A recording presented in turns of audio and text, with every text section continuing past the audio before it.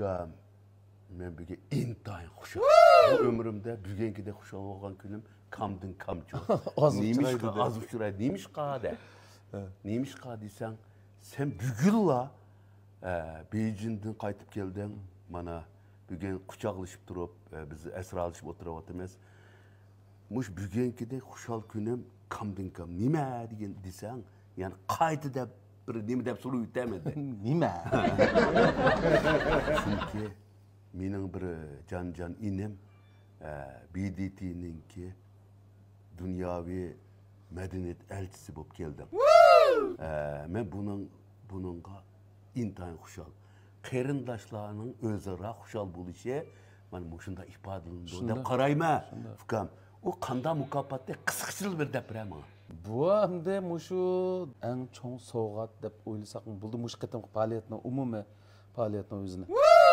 Ya'ni xalqaro pochta markasi madaniyati. Seninki obrazing demek xalqaro pochta markasi chiqdi degan.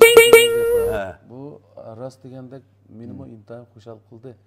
Ama shu 30 necha yildan beri adabiyot san'at sohasida ishlab ajr mehnat qilib kelgandan keyin bizning o'rinlar intayin shu ishni tushunib bizning bizga o'xshaydigan adabiyot san'at sohasining ajr mehnatlarini qadriga yetib bizlarni tadqiq qilib izlab so'rab tepib oxiri shu xalqaro pochta markasi ustiga biz uchun noit cho'ng sharaf.